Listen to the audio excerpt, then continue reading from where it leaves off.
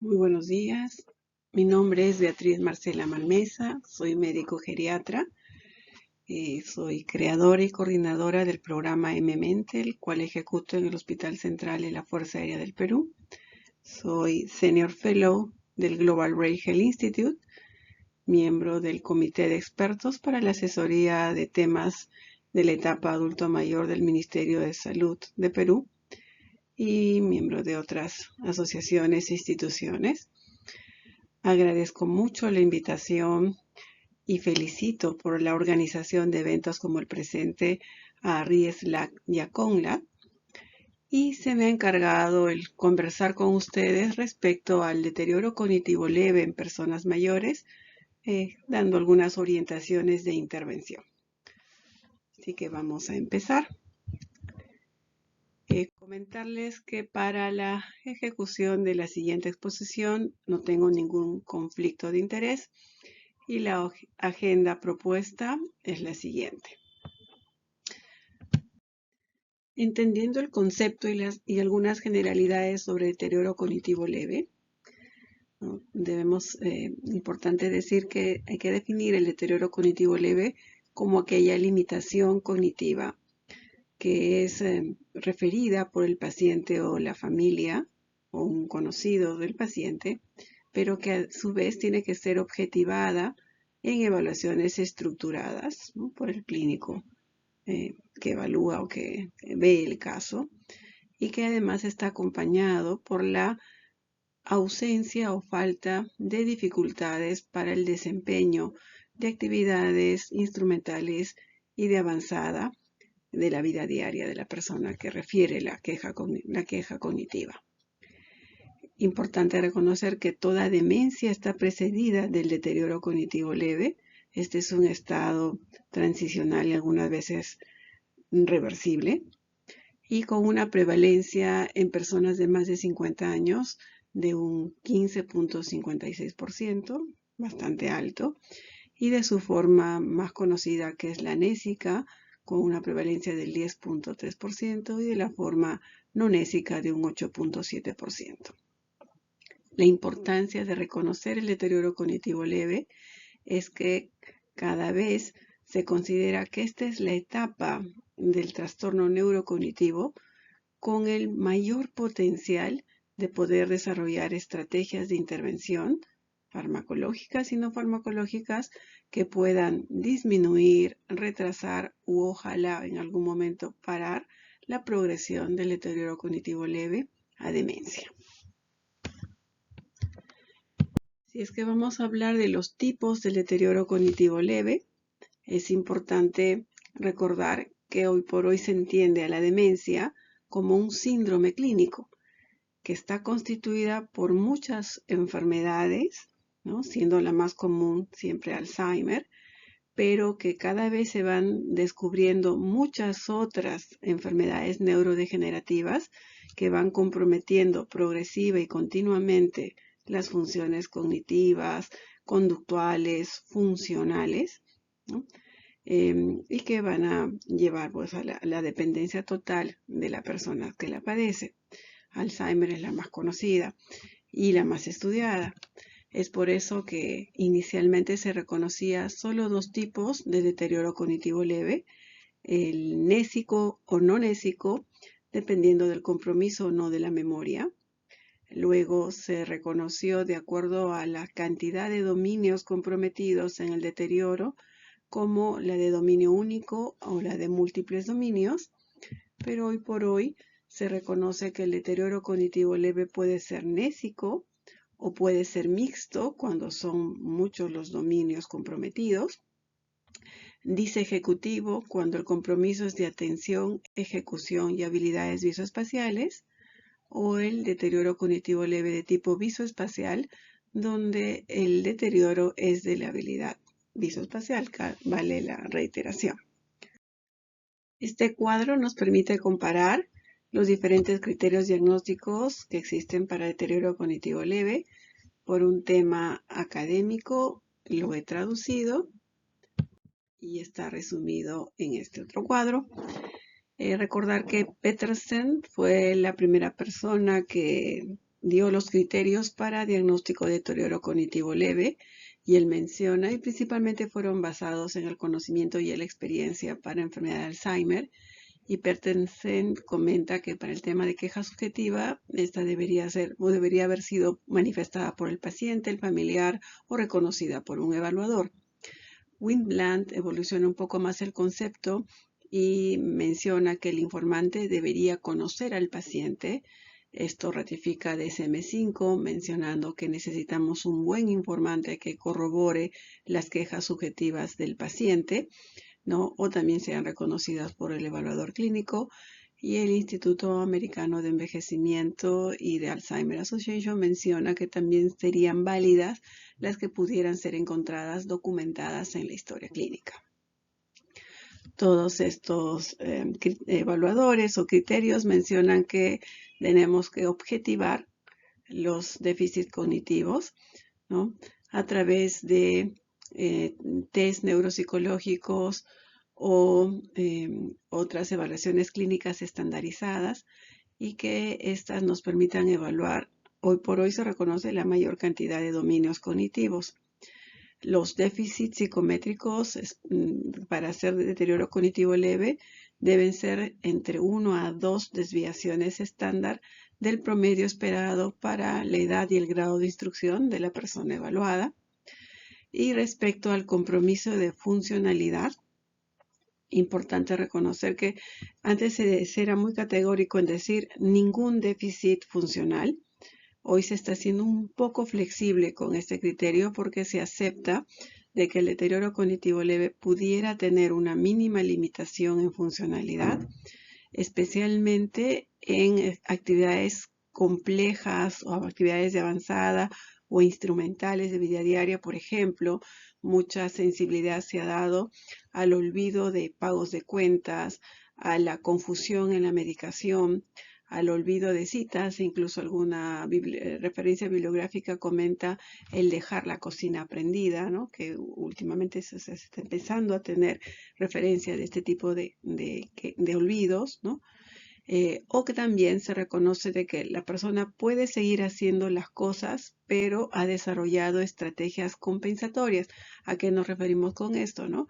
Que sigue haciendo las cosas, pero ahora hace uso de ayudas memoria, ¿no? Una libreta de notas, una lista de compras para ir al mercado, o recuerdos o ¿no? ayudas de memoria en los celulares, o que la familia o los cuidadores generen estrategias para hacerle recordar el desempeño de cosas, ¿no? O la realización de cosas. Esas también se consideran como ya ciertos déficits o signos que nos pudieran hacer pensar en deterioro cognitivo leve o válidos para criterios diagnósticos. En el caso de los criterios diagnósticos de deterioro cognitivo leve en las demencias no Alzheimer, existen ya para la demencia por cuerpos de Levy, para la demencia por enfermedad de Parkinson y para la demencia vascular. En el tema subjetivo, la característica es que para Parkinson las quejas deben estar ¿no? hechas en un paciente que ya tiene el diagnóstico de Parkinson, ¿no? En la parte de la objetividad, en la demencia por cuerpos de Levy, pues los déficits deben haber sido encontrados en el área de atención, ejecución y visoespacial. En enfermedad de Parkinson, de preferencia deben usarse test cognitivos estructurados para enfermedad de Parkinson que evalúen 5 dominios cognitivos. Para el tema de la demencia vascular, debemos tener test que evalúen al menos 4 dominios cognitivos y que involucren ejecución, atención, memoria, lenguaje, habilidades visoespaciales. Los déficits psicométricos son similares a Alzheimer, entre 1 y 2 desviaciones estándar. En cuanto a la funcionalidad, para demencia por cuerpos de Levy, deterioro cognitivo leve en demencia por cuerpos de Levy, nos habla de una preservación o una limitación funcional mínima. Recordemos que Levy también tiene compromiso de movimientos, ¿no? Es tipo parkinsonismo, y por lo tanto a veces la limitación funcional también es mucho más precoz que en demencia Alzheimer. y demencia que acompaña por un déficit cognitivo que es fluctuante. Siempre el informante y el paciente menciona, hay días mejores que otros. Hay también alucinaciones visuales, trastornos de sueño en este tipo de deterioro cognitivo leve. En el deterioro cognitivo leve de enfermedad de Alzheimer, de Parkinson, recordemos, no tiene que tener enfermedad de Parkinson. Y en la demencia vascular podemos dividirla en dos tipos, la probable y la posible.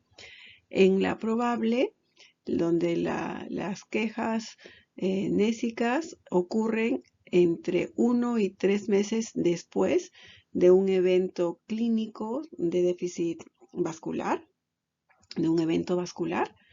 Y en el deterioro cognitivo leve posible, las quejas nésicas ocurren o están acompañadas por una evidencia en neuroimágenes de lesión vascular.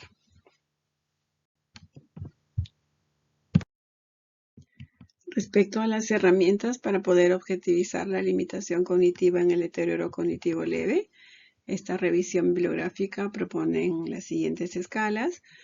Importante decir que lo ideal, el gol estándar, es la evaluación neuropsicológica.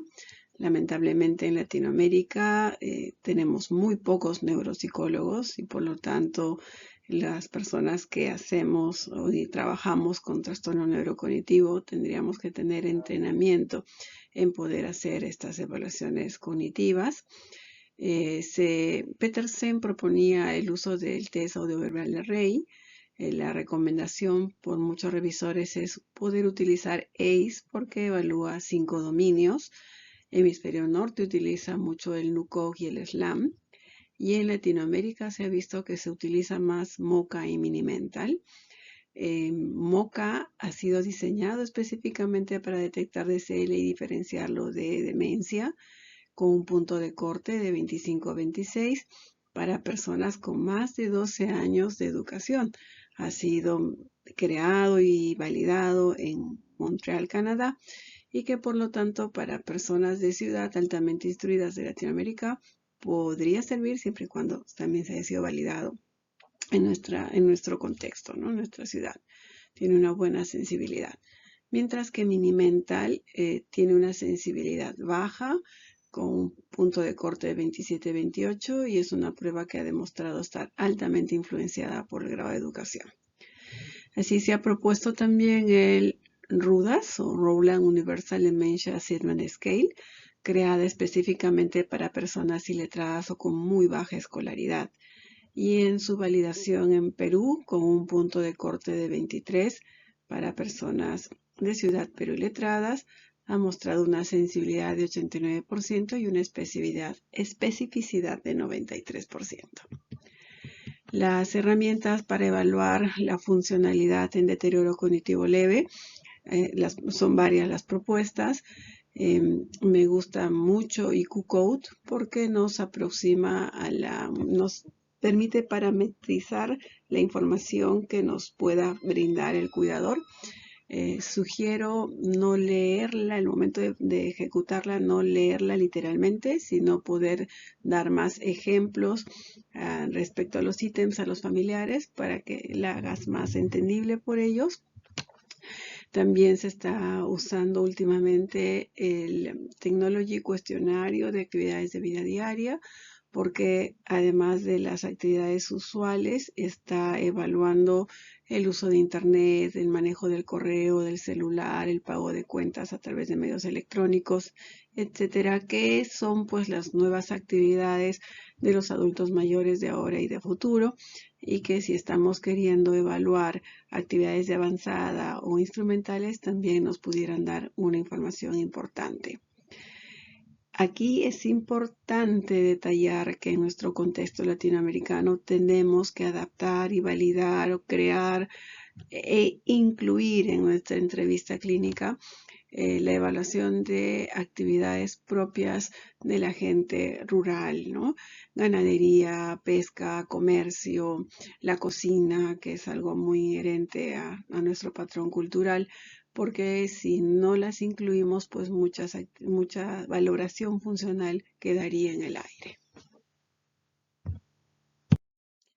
En áreas de investigación, además de los criterios clínicos referidos anteriormente, utilizan otros criterios. Estamos hablando de biomarcadores, de estudios de neuroimágenes estructurales, funcionales y de captación de biomarcadores, beta-amiloide y proteína tau, y además de estudios genéticos. Estos estudios son altamente costosos y hoy por hoy destinados, vuelvo a repetir, a áreas de investigación y especialmente para el desarrollo de fármacos por su alto costo.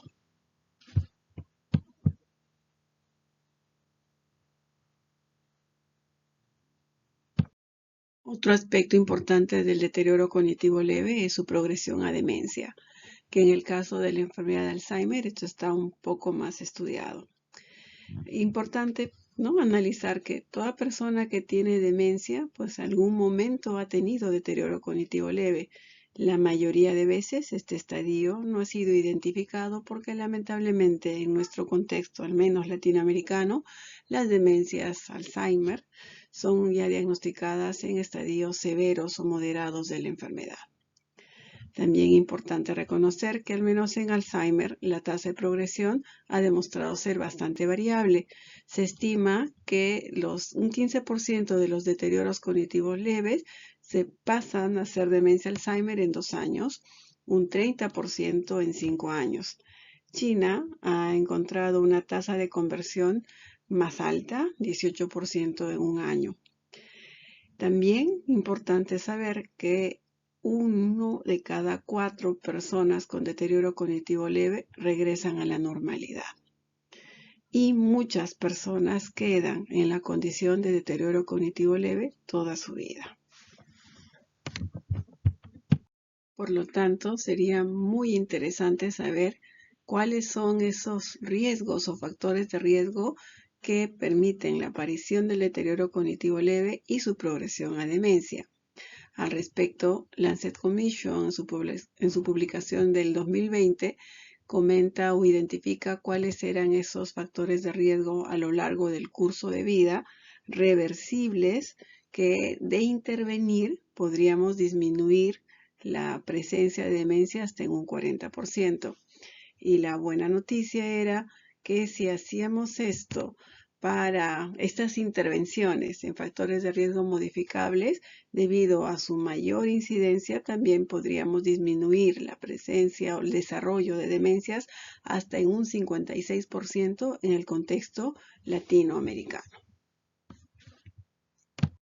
Ya específicamente hablando sobre los riesgos de progresión de deterioro cognitivo leve a demencia, estas revisiones encuentran que la atrofia cerebral global, crecimiento ventricular en las neuroimágenes, las lesiones vasculares cerebrales importantes, presencia de ApoE4, las anormalidades de beta-amiloide y tau en PET scan y líquido cefalorraquídeo, así como la atrofia significativa de hipocampo, ¿no?, junto con parámetros clínicos como el subtipo nésico, el deterioro multidominio, el mayor compromiso cognitivo, el deterioro funcional, la depresión, la apatía, la fragilidad, el delirio y el peor control glucémico eran factores que indicaban la mayor progresión a demencia. En esta otra revisión, además de mencionar los anteriormente dichos, también encuentran la hiperhomocisteinemia, que algunas veces está asociado a la deficiencia de vitamina B12 y ácido fólico, y la enfermedad pulmonar como otro factor de riesgo de progresión a demencia. Basados en estos estudios de asociación donde identifican los factores de riesgo y otros de evidencia en intervención, es que han sido publicados documentos como estos, ¿no?, el de las directrices de la Organización Mundial de la Salud para reducir los riesgos de deterioro cognitivo y demencia. Otros 2 mucho más actuales de este año, el de la Alzheimer Association sobre enfermedad de Alzheimer, hechos y cifras, y el de nuevas directrices para el diagnóstico y manejo de Alzheimer en adultos mayores. Todos estos documentos que hablan sobre las medidas de intervención, ¿no? Lo muy importante es el propiciar, cuantificar, ¿no?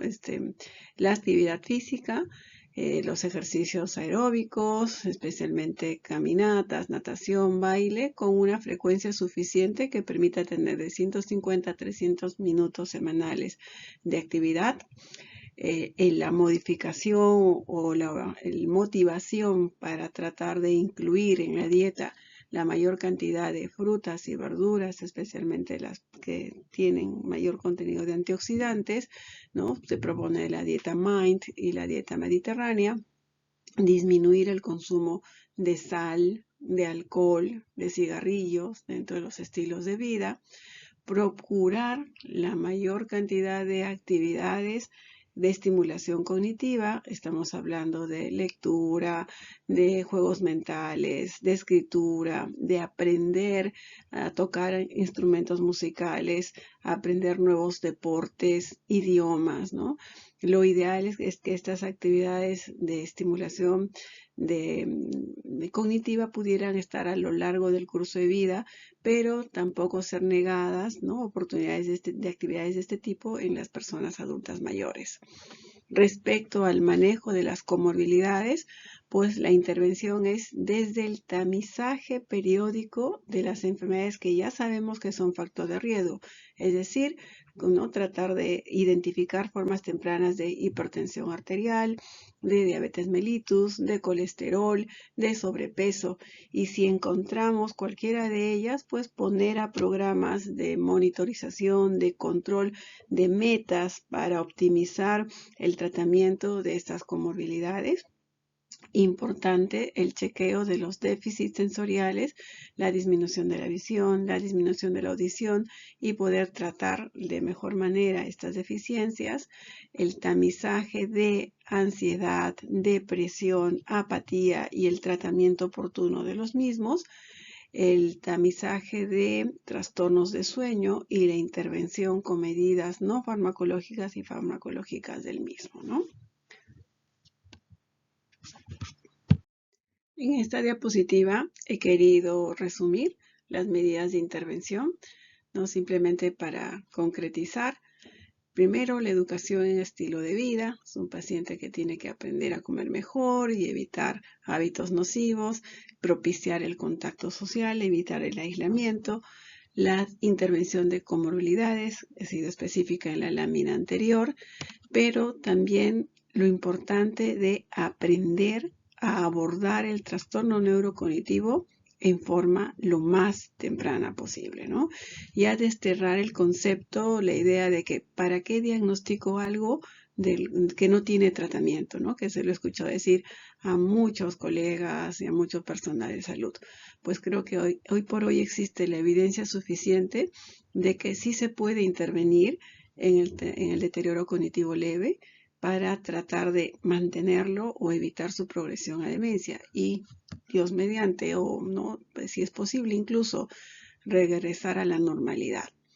Además, este diagnóstico temprano nos permitiría educar al paciente respecto a los riesgos de no cuidar y no cuidar su mente, ¿no? Y propiciar su entorno social saludable y orientarlo, porque este es el mejor momento para que el paciente pueda tomar decisiones, ¿no? Respecto a sus aspectos legales, aspectos económicos, a su plan de cuidado, riesgos, beneficios, etcétera. Todas estas medidas de intervención, plan estructurado de cuidado del deterioro cognitivo leve, involucra o necesita de estructuras políticas. Solamente con ellas vamos a poder generar sistemas sanitarios que faciliten estas intervenciones tempranas, que promuevan estas intervenciones tempranas, que son integrales, no solamente es hacer un test cognitivo, vamos viendo que va más allá de eso, integradas porque involucra a la mayor parte de miembros del equipo multidisciplinario. Se necesita intervenciones en equipo y de manera continua y sistematizada, ¿no? Y pues son palabras integral, integrada, continua, que son características de la intervención geriátrica. Ya para terminar, les comento brevemente lo que hacemos en el programa M-Mente, que es un programa de abordaje diagnóstico multidominio que nos está permitiendo identificar y direccionar esos factores de riesgo y las diferentes necesidades de las personas con trastorno neurocognitivo e involucrar a su familia. Nuestra intervención es multidisciplinaria. Trabajamos con 2 terapistas ocupacionales, un terapista físico, un geriatra, por el momento. Nuestra filosofía es centrado en la persona porque sabemos que cada paciente y su familia, cuidador, es único. Sus riesgos y necesidades son muy propias y tratamos de organizar esos recursos personales y sociales para optimizar el cuidado, la calidad de cuidado y el desempeño funcional. Nuestra estrategia es sensibilizar y entrenar a la familia en el cuidado, en la supervisión, el manejo de comorbilidades, en los seguimientos de los estilos de vida saludables, ¿no? Y monitorizando estas actividades de intervención. Ya habrá oportunidad de conversar más a detalle. Y para concluir mis reflexiones finales, pues definitivamente el deterioro cognitivo leve es la forma temprana de todas las demencias. Y por lo tanto es muy importante aprender a reconocerlo y diagnosticarlo apropiadamente, y al hacerlo nos damos la oportunidad de intervenir para poder retrasar o evitar su conversión a demencia. Importante tener en cuenta que los síntomas cognitivos son muchos, más allá del tema de memoria. Estar atentos a los otros dominios cognitivos, a los cambios psicoconductuales y a los cambios funcionales, que son muy importantes. Y en nuestro contexto variopinto de Latinoamérica, la funcionalidad va más allá de los estándares de la persona de ciudad. Tenemos que estar atentos a las otras actividades que nuestros adultos mayores también realizan y a los patrones culturales, porque por ejemplo hay muchas veces que los varones no cocinan, no lavan, etcétera, y tener mucho cuidado en la puntuación cuando son evaluados al respecto. Y las intervenciones que nos evitan la conversión a demencia, ¿no? Todas están, ¿no?, vistas para evitar estos factores de riesgo reversibles o modificables para el desarrollo de las demencias, y que ya son muchos de estos conocidos hasta la fecha. Muchísimas gracias y quedo atenta a cualquier consulta o comentario. Este es mi correo.